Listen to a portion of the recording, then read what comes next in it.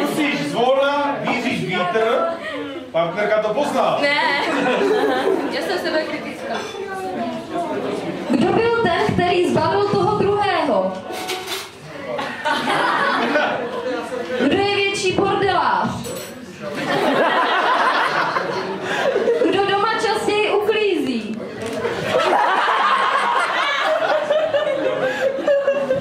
Kdo častěji umývá nádobí? Víčka. Kdo z vás bude hlavou rodiny? Jenom jednu ruku. Jenom jednu hlavu musíte. A kdo je tou hlavou rodiny teď? Tak na balonky na video. Kdo z vás je ve společnosti větší bavič? Kdo většinou vyvolává hádky?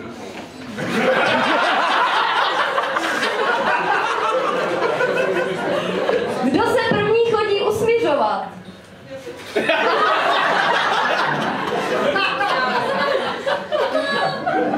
Jedno, Anetko. Anetka je typická váha. Kdo víc pije vodu? Kdo víc pije alkohol? Kdo víc pije rum? Kdo víc pije pivo? Kdo lépe tančí? Kdo má vždy poslední slovo? Kdo lépe vaří?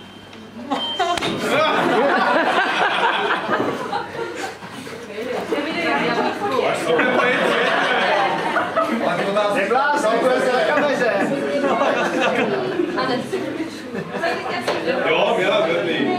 A kdo častěji vaří? Kdo stele postele? Kdo má pod kontrolou účty? Máme každý svůj. Kdo je větší labužník v jídle? Kdo musí mít poslední slovo? Kdo bude v noci vstávat k dítěti, pokud se rozpláče? A kdo při večerní siestě drží v ruce dálkový ovladač od televize?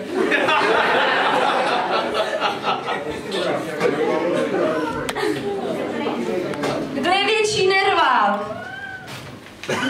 A kdo déle spí? A teď bych poprosila vás, jestli máte nějaké otázky, co by vás zajímalo. Kdo jezdí rychlejc na kole? Asi Luckoviče. Kdo jezdí rychlejc na kole? Kdo chodí častěji běhat? Počkat, to začne zapisovat, prosím tě. Kdo je větší lenoch? Kdo je větší lenoch?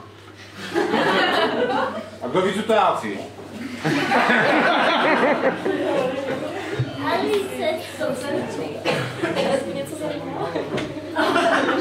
Kdo je větší pohodář?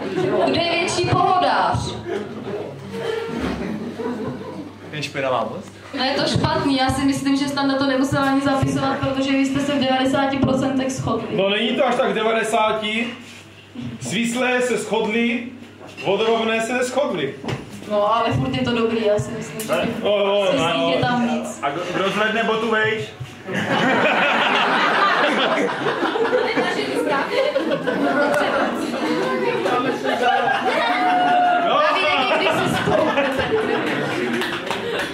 Tak nemáte nikdo žádný otázky?